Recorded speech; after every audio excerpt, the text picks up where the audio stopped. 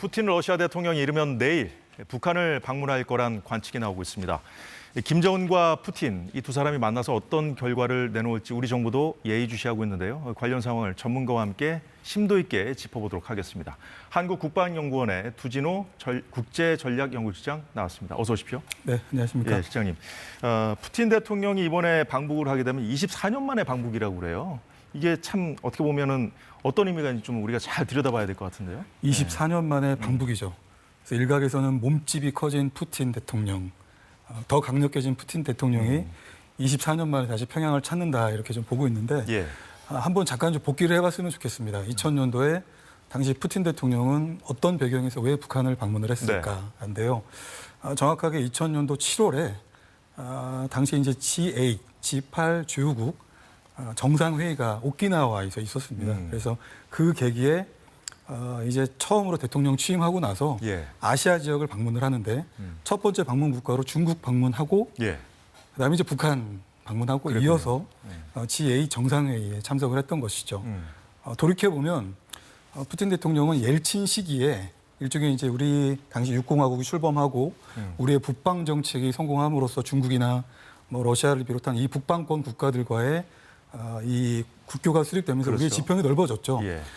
이제 그런 것에 대해서 푸틴 대통령은 나름대로 북한과의 관계를 회복함으로써 일종의 등거리 외교를 실현하고자 이제 북한을 방문을 했던 것이죠. 24년에는 전에는 그랬는데 지금은 뭐가 다릅니까? 지금 이제 24년이 지났고 푸틴 대통령은 지난 3월 달에 대통령 선거를 통해서 87.28%라고 하는 역대급 득표율로 5선에 성공을 했습니다.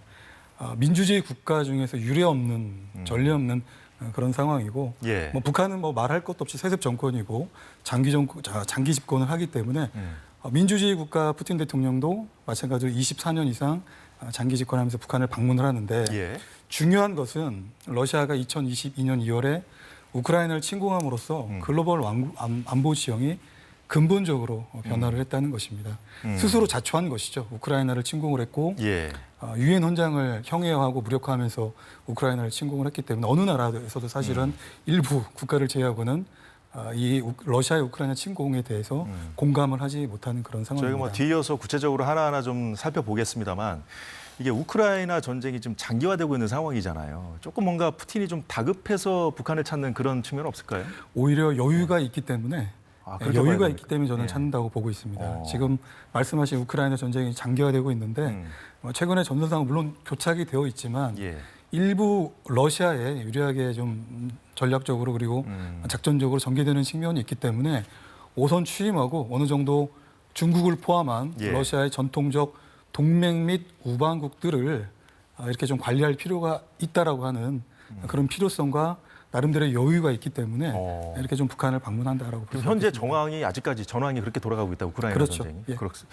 자, 그런데 이제 최근에 이제 오물풍선도 보내고 GPS 교란하고 이제 대남 도발을 했던 북한도 지금 잠잠해요. 지금 푸틴의 방북을 앞두고 이러는 겁니까?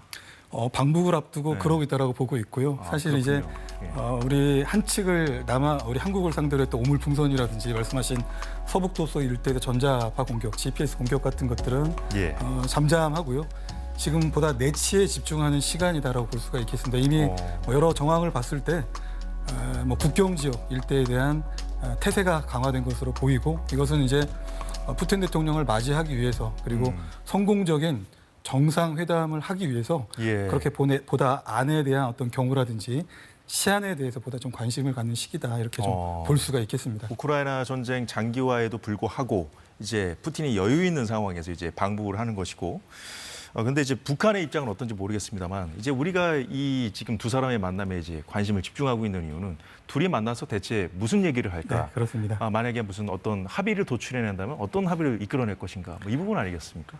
국제사회가 가장 지금 초미의 관심이 바로 어떤 내용의 어떤 의제를 가지고 북러 정상이 만나서 합의를 이끌어낼까 이런 부분인데요. 이미 사실은 작년 9월이죠.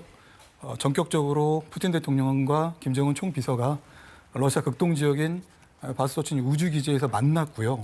물론 당시에는 공동선언이 공개가 되지 않았습니다. 그러나 아마 이면 합의가 있었을 거라고 이렇게 좀 추정을 해보는데. 그래서 그 이후에 뭐 무기 거래 의혹이나 이런 것도 제기된 거 아니에요? 이미 그 이전부터 무기 거래는 있었죠. 충분히 있었고요. 특기할 만한 것은 푸틴 대통령이 김정은 총비서에게 대놓고 인공위성 개발을 도와주겠다. 아마 그렇죠. 그래서 러시아 역사상 구소련 역사상 단 한 번도 없었던 정상회담 장소로 물론 민수용 우주 발사기지이긴 하지만 바로 이 와스토치니 우주기지에서 정상회담을 했던 이유도 예. 딱 김정은을 위한 맞춤형 정상회담으로 볼 수가 있겠고요. 예. 물론 지난 5월 27일이죠. 북한의 군사 정찰 위성이 시험 발사가 실패했지만 상당 부분 그 발사체 그 발사 과정에서 예. 러시아의 손을 탄 것으로 이렇게 보이고 있기 어쨌든 때문에 실패했다고 해서 우리가 무시할 게 아니라 무시할 게 조금씩 아니고 진일보하고 있죠. 나름대로 계속해서. 진일보하고 있고 기술 진보가 이루어지고 있다. 의도된 실패할 용기다. 이렇게 좀 평가할 수가 있겠습니다. 이 두 사람의 만남을 우려의 시선으로 보고 있는 우리 정부. 장호진 국가안보실장이 한 발언이 있는데 잠깐 듣겠습니다. 러북 간에 보다 좀 폭넓은 협력이 추진될 가능성이 있고 군사안보 측면에서도 일부 사항은 과거의 방식과 비슷하게 돌아갈 가능성이 있다 하는 그런 정보도 있고 해서 러시아 측에 일정한 선을 넘지 말아라 하는 저희가 경고성 소통도 한 바가 있습니다. 강도나 내용이 어떤 것인지 이런 것들을 다 종합해서 거기에 따라서 분명히 대응을 할 것이고요. 이미 우크라이나에 대한 북한의 무기 지원 문제로 이 러북 간의 협력은 세계 안보 차원에서 다뤄지고 있기 때문에 예. 국제사회하고도 긴밀히 협력을 할 겁니다. 예, 일단 실장님, 그 과거부터 좀 짚어보면서 저희가 얘기해 보도록 하겠습니다. 자, 북한은 옛 소련과 1961년에 자동 군사 개입 조항을 포함한 조약을 맺었어요. 이후에 90년 소련이 한국과 수교를 맺은 후에 해당 조약은 폐기됐었죠. 이후에 2000년 2월 체결된 양국 우호 설린 협조 조약에는 자동 군사 개입 조항 대신에 쌍방 중에 한 곳에 침략을 당할 위기가 발생할 경우에 즉각 접촉한다는 내용이 담겨 있습니다. 푸틴 대통령 방북에서 가장 관심을 끄는 것은 양국 간의 군사 협력을 동맹 수준으로 끌어올리기 위해서 이 자동 군사 개입 조항이 담긴 조약을 체결할 것인지인 듯합니다. 이제 선을 넘지 말라는 경고까지 했는데, 어느 정도 수준의 합의가 나올 수 있을까요? 어떻게 전망하십니까? 일단 푸틴 대통령이 방북을 하겠다라고 아직도 이 시간에도 공식화되지 않았기 때문에 과연 이 자동 개입 조항을 포함해서 예. 어느 수준까지 러북이 협력을 확장시킬지는 좀 예단하기는 어렵습니다만 예. 좀 전에 화면에 나왔던 것처럼 장호진 국가안보실장 의견도 국가안보실장이 이렇게 얘기할 그렇죠. 정도로 뭔가 있는 어느 거예요. 정도 북러 간의 군사협력 긴밀화를 위해서 그것을 이제 북한에서는 러시아에서는 그런 관계들을 법률적 기초에 세우겠다라고 하는 겁니다. 예. 법률적 기초에 세우겠다라고 하는 의미는 비록 1961년에 조소 동맹 조약이 1994년에 사문화가 되고 1996년에 자동 파기가 돼서 2000년대에 그것을 어렵게 복원을 했지만 예. 2000년대에 복원한 선인, 친선 그리고 협조에 관한 조약은 그야말로 오랜 시간 동안에 당시 구소련과 북한 간의 관계가 원만하지 않았기 때문에 그런 국가 간의 관계를 좀 정상화시키는데 방점이 찍혀 있었던 겁니다. 아, 그렇군요. 그렇다면 예. 장호진 국방부 실장이 염려하고 우려하는 부분은 어떤 부분일까요? 1961년의 이 자동 개입 조항입니다. 제가 좀 북한어로 번역이 된 것을 한번 이렇게 읽어보면 예. 2조에 나와 1조에 나와 있는데요. 어떤 그 조약을 체결한 일방이 예. 어떠한 국가 또는 국가 연합으로부터 무력 침공을 당함으로써 전쟁 사태에 처하게 되는 경우에 상대방은 지체 없이 온갖 수단으로서 군사 및 기타 원조를 제공한다. 동맹 조약입니다. 그렇다면 지금 북한이 가장 원하는 푸틴의 것이죠. 입에서 나오기를 원하고 바라는 있는 게 바로 것이고 그런 부분일까요? 러시아 또한 예. 그런 북한의 기대를 알고는 있는데 여러 가지 상황을 봤을 때 지금 당장 아주 오랜 시간 동안에 동결되고 파기됐던 그 조항을 예. 왜 이 시기에 굳이 빠르게 어떤 복원시켜야 될 그런 실익 차원에서 봤을 때 그렇죠. 충분하지 않기 때문에 서두를 이유가 없습니다만 러시아로서는 이렇게 서두를 그렇죠. 이유가 없다. 그러나 예. 24년 만에 푸틴 대통령이 전쟁 상황에도 불구하고 예. 북한을 찾고 북한을 두드린다는 것은 이런 가능성들이 있기 때문에 예. 우리는 우려의 시각을 가지고 또 예. 안보 트랙에서는 최악의 상황을 염두해서 만약에 그러한 자동 조약이 자동 개입이 복원이 되는 상황을 염두에 두고 나름대로 이제 시나리오들을 준비해 가는 과정이다. 이렇게 뭔가 보고 24년 있습니다. 만에 간다는 것은 그 정도 선물을 준비하고 가지 않겠느냐. 어디까지는 아직까지 관측으로 봐야 될까요? 정부 저 정도 책임 있는 그 푸틴 당국자의 입에서 대통령은 저런 말이 매우 나왔다는 거죠. 실용적인 사람입니다. 예. 푸틴 대통령이 매우 실용적인 사람이고요. 그냥 단순히 방문하지 예. 않고 명확한 정치적 외교적 메시지를 가지고 가고 또 법률적 기초에 세우기 위해서 양국 관계를 일종의 성과 사업이라고 하는 뭐 MOU라든지 조약 같은 거를 체결해서 양국 관계를 법률적 기초에 세우죠. 푸틴은 매우 실용적인 사람이다. 다른 많은 전문가들도 인정을 할 것 같습니다. 지금 하신 말씀에 대해서는. 지난 5일에 한국을 향해서 그 우크라이나에 무기를 직접 공급하지 않고 있다 해서 애둘러 좀 뭐라고 해야 될까요? 좀 한국이 좀 우호적인 제스처를 좀 유지했다 이렇게 해석해 볼 수 있는 발언을 했거든요. 이제 뭔가 이제 북한에 가서 뭔가 북한이 원하는 걸 들어줄 듯 말 듯 뭔가 좀 이렇게 선물 보따리 갖고 가는 것처럼 지금 행보는 보이지만 이 푸틴의 속은 어떨까요 지금? 굉장히 어려운 부분인데요. 어쨌든 한국에 대해서 유화적인 메시지를 보내는 그 부분, 예. 조금 전 지적하셨던 그 메시지는 어쨌든 한국이 살상 무기를 우크라이나에 지원하지 않는 것에 대해서 대단히 감사하게 생각을 한다라는 부분은 두 가지 의미죠.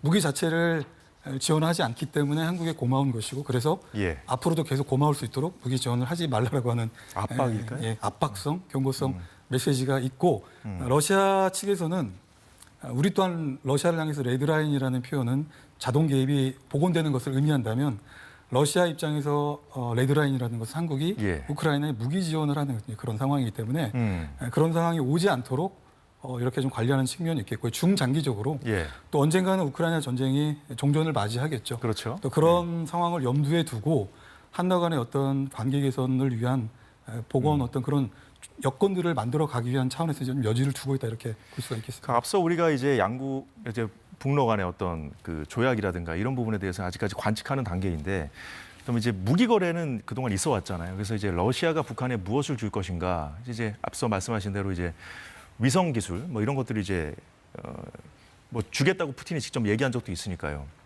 이 첨단 기술을 그럼 앞으로도 이제 북한에 계속 줄 것인가, 이 부분에 대해서는 우리 신원식 국방장관이 밝힌 얘기가 있거든요. 그 푸틴이 가장 진보된 군사 기술을 북한에 이전할지는 불확실하다. 가능성은 매우 작다. 자, 이런 그 국방장관의 얘기를 듣고 이 좀 우리가 그냥 그렇다고 해서 안심할 만한 상황도 아닌 것 같은데 어떻게 봐야 될까요? 저는 신원식 국방장관의 저 기술, 첨단 기술 이전에 관련된 인식과 좀 비슷한 생각을 가지고 있는데요. 우주 협력과 첨단 기술에 대한 것은 결이 다릅니다.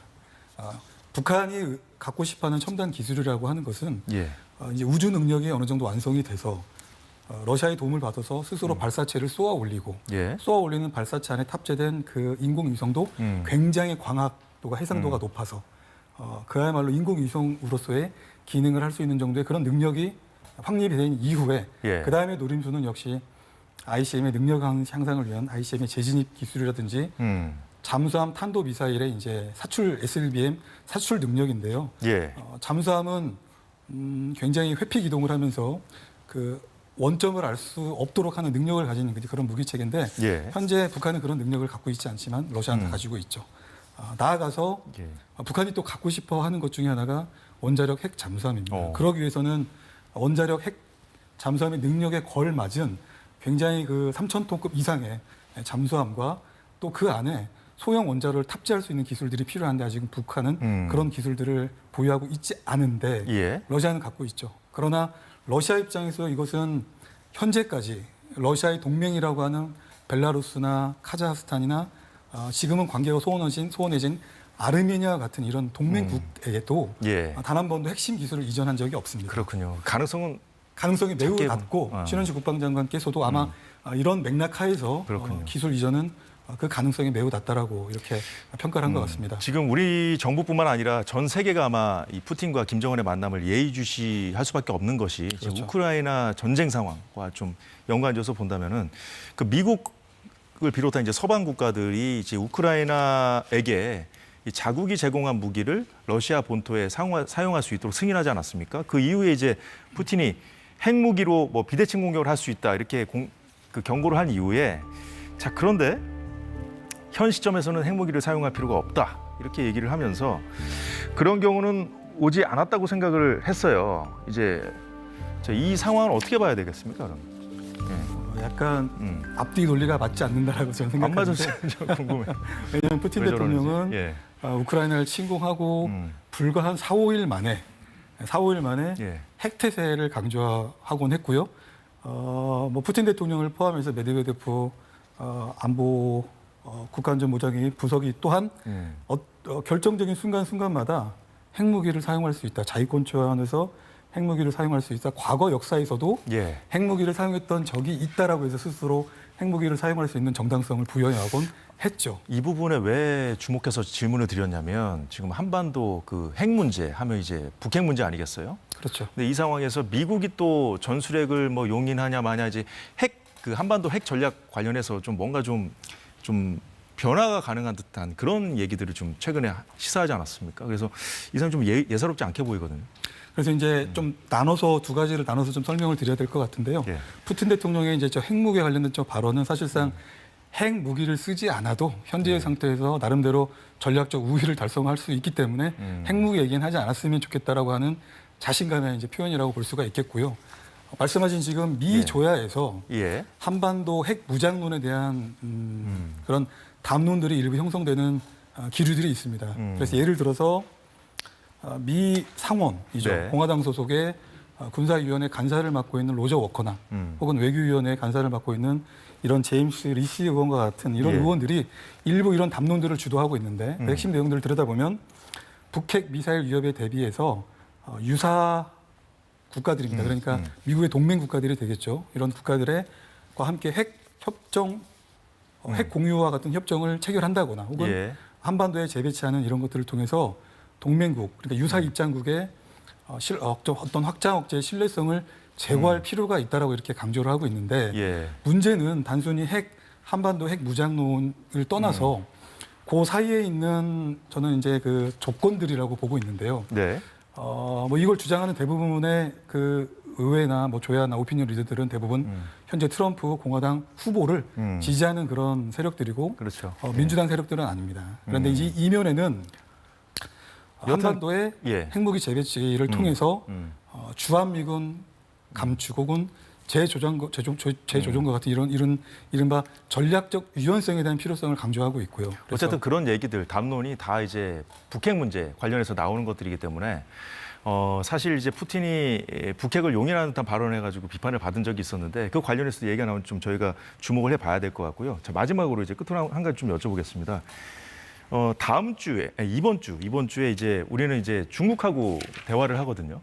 이제 푸틴이 이제 김정은과 만나는 그 시점에 우리는 중국하고 만나고 또 이제 언론들이 이제 평가하기로는 다행히 중국은 이 북러 간의 밀착과 좀 거리를 두는 것 같다 이렇게 이 해석이 맞는 겁니까? 거리를 뒀었는데요. 그래서 작년에 북러 정상회담 할 때는 양 국가 간의 문제이다 이렇게 해서 약간 남의 일처럼 표현을 했다면 어쨌든 올해 중국 외무성의 반응은 환영한다는 입장을 가지고 있습니다. 기본적으로 환영한다는 입장을 가지고 있습니다. 그래서 이에 앞서서 5월 달에 시진핑 주석과 푸틴 대통령이 만났죠. 베이징에서. 그래서 중러 공동 성명에서도 이런 이제 문구가 나왔는데요. 중국과 러시아는 북한과의 대결을 고조시켜서 한반도의 무력 분쟁과 긴장 고조를 유발하는 미국과 그 동맹국들에 의한 군사적 위협 행동에 반대한다라고 사실상 물론 러시아의 강력한 요청으로 인해서 중국의 태도 변화가 있어서 이런 문구가 저는 나왔다라고 보고 있는데 어쨌든 이런 정상 간의 회담을 통해서 합의된 내용은 핵심은 중국과 러시아가 일정 부분 정책 공조를 해나가면서 북한의 뒷배 역할을 하겠다라고 선언했거나 다름이 없고요. 기본적인 스탠스는 바뀌지 않았다. 그러나 일정 부분 중국과 러시아가 북한을 두둔하고 뒷배 역할을 하고 있다 이렇게 보고 있습니다. 예, 잘 들었습니다. 한반도 정세에 큰 영향을 미칠 정치 일정이기 때문에 계속해서 잘 봐야겠습니다. 자, 두진호 실장님 오늘 말씀 고맙습니다. 네, 감사합니다. 예, 사사건건 오늘 소식 모두 마치겠습니다. 저희는 내일 오후 4시에 다시 찾아뵙겠습니다. 시청해주신 여러분 고맙습니다.